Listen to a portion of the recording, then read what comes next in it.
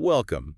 It's really excellent to have you with us today for a brand new deep dive. Yeah, we've got a seriously heavy one lined up. We really do. If you're joining us, it means you are ready to tackle some incredibly foundational questions about, well, how we view the world, Hmm. human behavior, right Um, and wrong. the big stuff. Exactly. Today we are unpacking a highly debated, deeply philosophical text.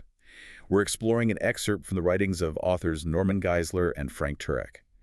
And our core mission for this deep dive is to explore their central argument. Which is this idea that an absolute objective moral law exists in the universe. Right. And that the existence of this law ultimately proves the existence of a moral lawgiver, which they define as a theistic God. So we are getting into the heavy architecture of morality today. But before we go any further, I need to make a very clear disclaimer to you, the listener. Yeah, this is important. The source material we're examining today contains highly politically charged, theological, and ideological content. To accurately cover this text, we're going to be touching on intense, polarizing issues: abortion, atheism, Darwinism, historical atrocities. It's heavy material. Very. So we want to make it abundantly clear that we are not taking sides here. We're not endorsing the viewpoints of the authors, and we're not condemning them either. Our sole objective is strictly to map out and impartially report on the ideas, the logic, and the arguments contained in the original text. Right, so you can understand the author's perspective. Understanding the framework of an argument is entirely separate from adopting it. Perfectly said. We are just your guides today. So, with that framework established, let's look at how Geisler and Turek start. They basically bypass all the high-level academic definitions of relativism and go straight for a visceral comparison. Mother Teresa versus Adolf Hitler. It's an extreme contrast, but they use it for a reason. Yeah, they're forcing the reader to answer a direct question. Is the moral difference between these two historical figures an objective, undeniable fact? Or is it simply a matter of subjective human opinion? Like, is saying Hitler was wrong logically identical to saying, I prefer chocolate over vanilla? Right, is it just a taste thing? Okay, let's unpack this. They use this extreme contrast because it immediately challenges your internal compass. If a person claims that morality is entirely relative, That there's no objective right or wrong. exactly, then they are technically claiming that Hitler simply preferred eradicating populations and Mother Teresa simply preferred tending to the sick. Just different hobbies. Which is a horrifying thought. Right, and Geisler and Turek argue that almost everyone instinctively recoils from that idea. By acknowledging that one was objectively good and the other was objectively evil, you're implicitly acknowledging a standard of goodness that exists outside of human opinion. To illustrate this everyday struggle with relativism, they introduce an anecdote about a guy named Dave. So the author is having dinner with Dave, who's this highly successful CEO, at a dockside restaurant in Maine. Portland, Maine, I think. Yeah, Portland. And during the conversation, Dave makes a very standard statement of modern relativism. He basically says, truth is subjective to the individual. You found what's true for you, and that's great. The author gently pushes back on that. He asks Dave to define what his personal truth actually is. And Dave's response is interesting. He says his truth is making money and helping people. And he elaborates on that, right? He starts criticizing other CEOs he knows. He does. He talks about these guys who reach the top of the corporate ladder but just destroy their personal lives, bitter divorces, sacrificing their families in this relentless pursuit of profit. Dave is adamant that he won't do that. He won't sacrifice his family for money, and he actively wants to help people in his business. And that tension right there is what Geisler and Turek latch onto. It's a massive contradiction. Dave is claiming that truth and morality are completely relative, whatever works for you. But at the exact same time, he stubbornly insists on these very specific, unyielding moral obligations. You ought to be faithful to your family. You ought to help people. Right. The philosophical pothole in Dave's worldview is that he has absolutely no way to justify why he ought to do those things without appealing to a standard outside himself. The author actually challenges Dave on this. He asks him if life is just a Monopoly game. Oh, I love this analogy. It's great. You can acquire all the wealth, all the properties, put hotels on boardwalk. But when the game is over, everything just goes back in the box. Everyone ends up in the same place. Exactly. If life is fundamentally devoid of ultimate meaning, where does Dave's obligation to do good actually come from? If relativism is true, there is no logical reason Dave shouldn't just exploit everyone around him to maximize his own profit. But Dave doesn't want to do that. And Geisler and Turek argue that Dave's intuition His feeling that he ought to help people is correct. But his stated worldview of relativism just can't support it. So they use this logical gap to build their core argument. And it's basically a three-part syllogism. Let's break that down for the listener. Sure. Step 1. Every law has a lawgiver. Step 2. There is a moral law, this prescription to do good written on our hearts. Therefore, step 3, there is a moral lawgiver. It's a classical philosophical argument for God, and they note that Thomas Jefferson actually referred to this moral law as nature's law in the Declaration of Independence. When he said we are endowed by our Creator with certain rights. Right, they're self-evident rights. You don't discover them in a lab, you just inherently possess the knowledge of them. Here's where it gets really interesting, because establishing that a moral law is self-evident is a bold claim, especially when people break moral rules constantly. Humans aren't exactly known for their perfect behavior. Exactly. But Geisler and Turek have this fascinating way of proving the law exists, using a story about a blue folder. The Indiana University professor story, it's a brilliant rhetorical tool. So this professor assigns a term paper to his ethics class. He tells them, write on any ethical topic you want, just back up your thesis with solid reasoning. So one student, who is a staunch atheist, submits this eloquent, passionate paper arguing for complete moral relativism. He argues there's no absolute standard of justice. Right. Morals are just a matter of personal taste. He puts his perfectly cited paper in a standard blue folder and turns it in. And the professor grades it. Well, he doesn't even engage with the academic citations. He just writes a big F on the front cover and adds a comment. I don't like blue folders. Which is just, you can imagine the student's reaction. Oh, the student loses his mind. He storms into the office, totally outraged. He starts arguing that grading a paper based on folder color is completely unfair and unjust. And that's the trap. It is.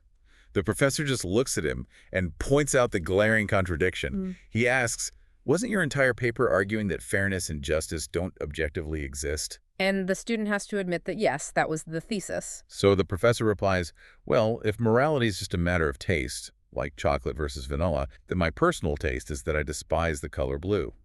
Hence the failing grade.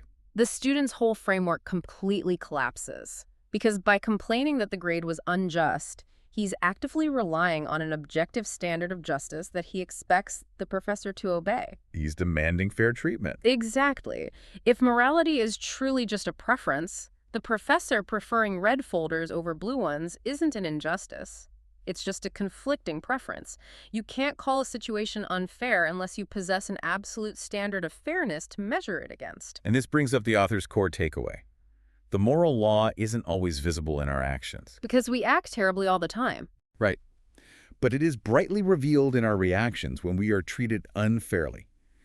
Even the most hardened relativist deeply values their right to fair treatment, which proves they believe in at least one absolute value. It's the difference between descriptive and prescriptive morality. The law doesn't describe how humans do behave. It prescribes how they ought to behave. But that still leaves a practical problem. How do we actually measure whose moral reaction is the correct one?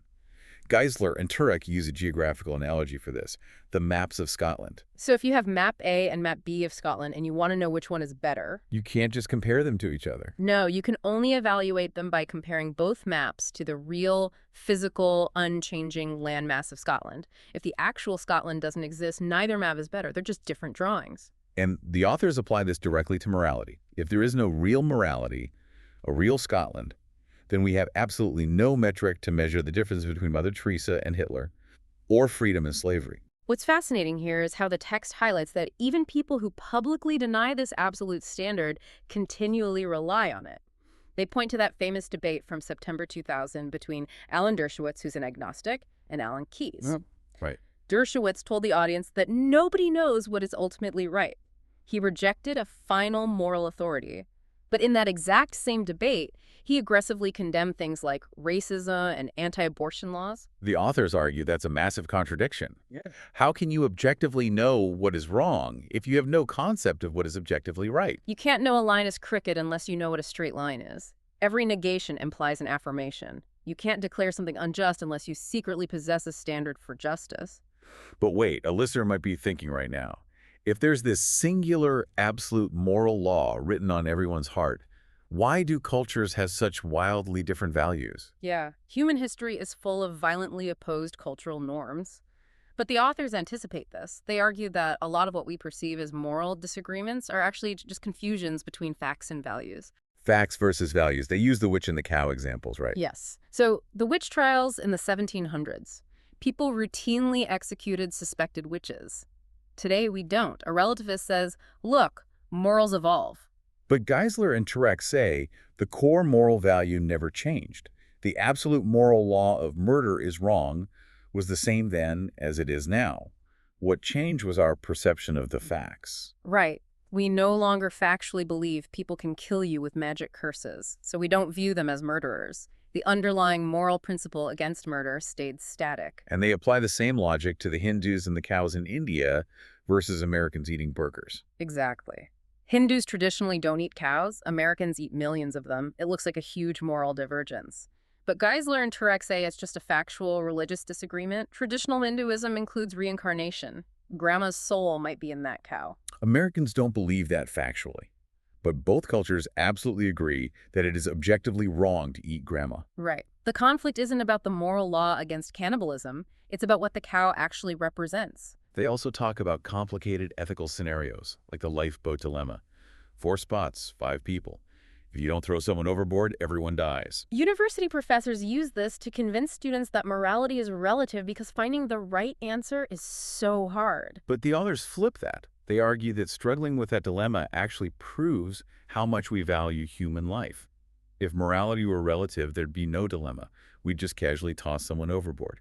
The agony proves the law exists.